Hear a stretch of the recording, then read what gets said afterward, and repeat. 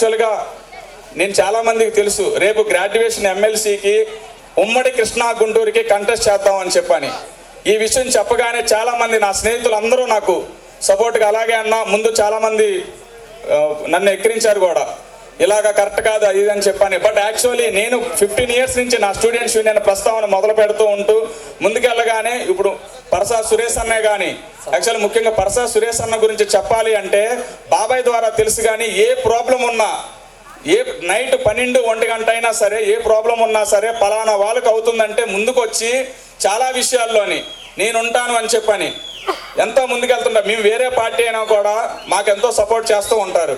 అలాగే ఇక్కడ ఉన్న నాయకులందరూ రేపు నేను గ్రాడ్యుయేషన్ ఎమ్మెల్సీకి పార్టీలకు అతీతంగా నించుంటాను. మీ అందరికీ తెలుసు గ్రాడ్యుయేషన్ ఎమ్మెల్సీకి పార్టీ సింబల్ ఉండదని చెప్పని.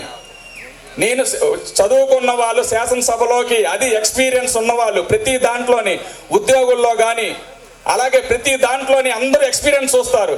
కానీ నాకు తెలిసి 15 సంవత్సరాల క్రితం వరకు కష్టపడిన వాళ్ళకి సీనియారిటీ ఉన్న వాళ్ళకి మాత్రమే రాజకీయాల్లోని టికెట్లు ఇవ్వడం కానీ పదవులు ఇవ్వడం కానీ జరిగేవి.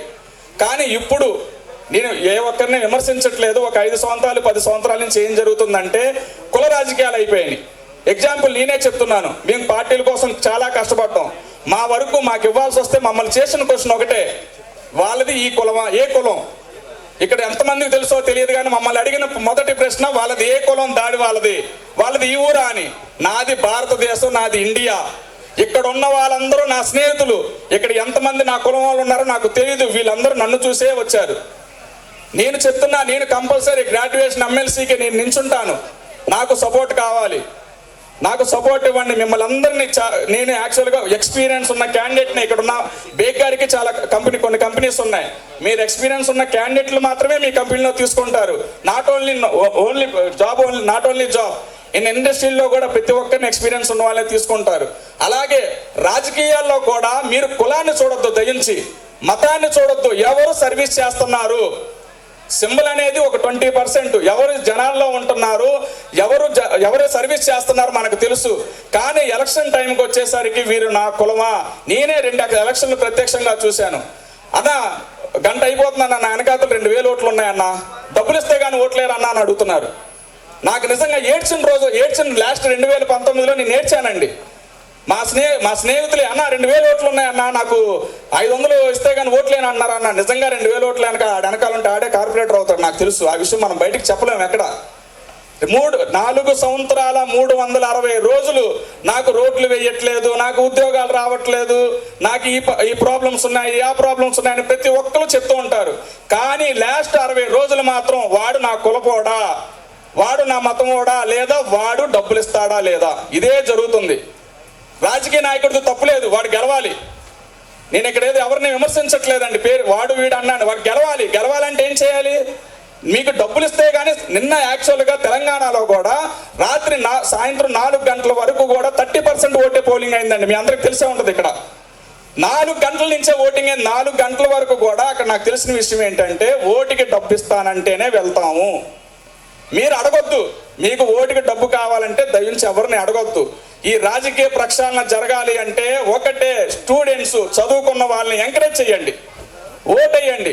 మీకు ఎగ్జాంపుల్ ఇందాకలు కూడా చెప్పాను వయా మీడియా ముందు. ఢిల్లీలో కానీ పక్కన రాజస్థాన్లో కానీ వాళ్ళు ఎంత మెచ్యూరిటీ ఉన్నారంటే ఒక అంగన్వాడీ టీచర్ నవజోత్ సింగ్ సిద్ధు మీద గెలిచిందండి.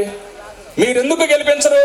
అలాగే అక్కడ ఢిల్లీలో ఉన్న సీఎం మొన్న ఓడిపోయారు, ఆయన మీద గెలిచిన అతను ఒక టైలర్. ఇక్కడ సర్వీస్ ఎవరు చేస్తున్నారు, చదువుకున్న వాళ్ళు ఎవరున్నారు, ఏంటి అని చెప్పి వాళ్ళకి సపోర్ట్ చేయండి. అంటే నేను చదువు లేని వాళ్ళని నేను తక్కువ చేసి మాట్లాడట్లేదు. చట్టసభల్లోకి శాసనసభల్లోకి పంపించేటప్పుడు మాత్రం మనకి ఎలక్షన్ సీజన్ వచ్చేసింది. ఇది సీజను. చాలా మంది అన్నారు మనకు సీజన్ వచ్చేసిందిరా, మన కులపోలరా మనం అని చెప్పని. ఈ సీజన్ని పక్కన పెట్టి ఈసారి మాత్రం గెలిపించే వాళ్ళు మాత్రం అది ఎవరైనా సరే, ఎవరు నించుంటారో, పరసా సురేష్ అన్న నించుంటారు ఒక పార్టీ, బేగ్ గారు ఒక పార్టీ నించుంటారు. ఓపెన్లీ చెప్తున్నాను, చూడండి, బేరే చేసుకోండి. ఓ పక్కన పోతున మహేష్ గారు నించుంటారు, ఓ పక్కన వెల్లంపల్లి శ్రీను గారు నించుంటారు. బేరే చేసుకోండి. నేను ఓపెన్లీ పేర్లు చెప్తున్నాను, ఎవరు ఎంత ఓపెన్ గా చెప్పరు. వీళ్ళలో ఎవరు చేస్తే మనకు బాగుంటుంది, వీళ్ళలో ఎవరు నించుంటే మనకు బాగుంటుంది అని చూపించి వెయ్యండి ఓట్లు. ఒక్కసారి రెవల్యూషన్ ఒకటి చోట స్టార్ట్ అయ్యిందంటే మొత్తం మిగతా అన్ని చోట్ల స్టార్ట్ అవుతుంది. ఇందాక సీనియర్ నాయకులు చెప్పారు, సురేష్ అన్న కానీ మన శివాజీ గారు అని చెప్పారు, యువతని తీసుకురండి బయటికి. నేను ఎగ్జామ్ నా ఫ్రెండ్ టీడీపీలో ఉన్నాడు గంగా ఒక మొట్ట నాయకుడు కార్మికుడిగా చూశాను నేను గంగాని. అలాగే వీర్ల వాసు యాదవ్ పాల ప్యాకెట్లు వేసుకుంటూ చిల్లా వెంకటేష్, మా శివ, మా ఆడు నేను 10th క్లాస్ నుంచి చదివాము, శివ, గంజి పవను, వీళ్ళందరూ ఏ లెవెల్ నుంచి వచ్చారంటే ఈరోజు ఒక లీడర్లు అయ్యారు. కానీ వీళ్ళకి గెలిపించాలంటే బాధ ఏంటో నాకు అర్థం కాదు ఇప్పటికి. వీళ్ళు సింబల్ చూడాలి, సింబల్కి కమిట్మెంట్ అంట. నాకు నిన్న ఫోన్ చేసి ఎవరు అన్నారు, నువ్వు సింబల్ కమిట్మెంట్గా ఉండని చెప్పని. నేను నా దేశానికి, నా ఫ్యామిలీకి, నా స్నేహితులకి కమిట్మెంట్గా ఉంటా. నేను కమిట్మెంట్గా ఉన్నాను కాబట్టే ఈరోజు గవర్నమెంట్ ఉంది, ఎమ్మెల్యేలు అయ్యారు, మినిస్టర్లు అయ్యారు, ముఖ్యమంత్రి అయ్యారు. నేను కమిట్మెంట్గా ఉండబట్టే నాలాంటి వాళ్ళు. మీరు నాకు చేయాల్సింది ఏదో చేయండి, నా స్నేహితులకి నేను చేయగలుగుతాను. దయించి ఎక్కువ సమయం తీసుకొని ఉంటే తప్పు ఏమనంటే క్షమించండి. అలాగే ఇక్కడ నా స్నేహితుల పేర్లు చాలామంది పేర్లు తీయలేదు, ఏమి అనుకోవద్దు. అలాగే బేగ్ గారు ఒక విషయంలోని తమ్ముడు నీకేం చెయ్యాలో చెప్పని చెప్పి నన్ను దగ్గర తీసుకొని ఒక విషయంలో ఇబ్బంది పడుతుంటే బయటకు చెప్పడం కరెక్ట్ కాదు. నాకు సపోర్ట్ చేశారు, చాలా థ్యాంక్ యూ సార్, చాలా థ్యాంక్ యూ. మీకు మాత్రం విషయంలో చాలా థ్యాంక్స్ చెప్తున్నాను. ఇక్కడ ఉన్న వాళ్ళందరికీ ధన్యవాదాలు. కొన్ని విషయాలు ఇక్కడ లేకపోయినా మా బత్తుల రాజేష్ ఎక్కడున్నాడు, బత్తుల రాజేష్ ఒక విషయంలో ప్రాబ్లం వస్తే సురేష్ అన్న, ఇలాంటి నాయకులు 24/7 అందుబాటులో ఉన్న వాళ్ళని దయించి సపోర్ట్ చేయండి. కులాన్ని చూడొద్దు, మతాన్ని చూడొద్దు, పార్టీని అంతకంటే అస్సలు చూడొద్దు, వ్యక్తిని చూడండి. గెలిపిద్దాం అందరూ. Thank you.